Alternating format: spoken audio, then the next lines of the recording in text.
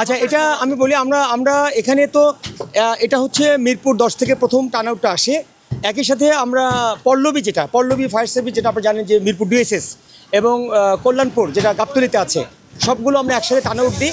তো ফলে আমরা খুব অল্প সময়ের মধ্যে এখানে পৌঁছে যাই। তো আমরা ভবনের সামন থেকে আমাদের বেশ কয়েকটা টিম সেখানে কাজ করছে। একই সাথে যেহেতু ভবনের একটি মাত্র সিঁড়ি এবং প্রচণ্ড এবং এবং প্রচণ্ড ধোঁয়া, যে কারণে ওই একটা সিঁড়ি দিয়ে ভালো মতো কাজ করা সম্ভব হচ্ছে না, ব্রিদিং করেও করা যাচ্ছে না। তাই আমরা ভবনের পিছনে অন্য একটি ভবনের ছাদে উঠে ওই ভবনের যে গার্মেন্টস ভবন, তার দেয়াল ভেঙে, জানলা ভেঙে আমরা ভেন্টিলেশন ব্যবস্থা তৈরি করছি এবং একই সাথে ফায়ার ফাইটিং করছি।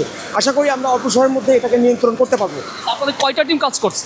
আমি এই মুহূর্তে বলতে পারবো না টোটাল কয়টা, তবে আমি যখন আসি তখন পর্যন্ত আমাদের টোটাল এটা আসলে মানে অফ রেকর্ড আমি তো জানি না এই লাস্ট 1 ঘন্টায় আরও কয়টা আসছে। তবে আমি যখন আসছি সেকেন্ড, মানে মিরপুর আসছে প্রথম, এরপরেই আমরা পল্লবী আসছি এবং থার্ড অবস্থায় আমাদের আসছে আমাদের কল্যাণপুর। আর এরপরে আরও আমাদের হেডকোয়ার্টার থেকে আসছে, কুড়িমোটলা থেকে আসছে, আমাদের ঊর্ধ্বতন কর্তৃপক্ষ সবাই এখন উপস্থিত আছে এখানে।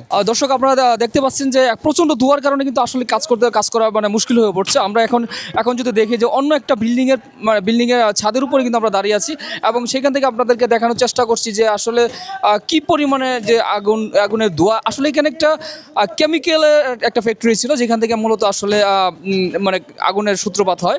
আমরা যতটুকু জেনেছি, প্রথমে একটা ডাইং ফ্যাক্টরি ছিল, সেখানে আগুনটা লাগে, তারপরে কেমিক্যাল ফ্যাক্টরিতে আসলে আগুনটা ছড়িয়ে পড়ে বেশিরভাবে, কারণ যেহেতু কেমিক্যাল, আগুনটা দ্রুত ছড়িয়ে পড়ে সেখানে।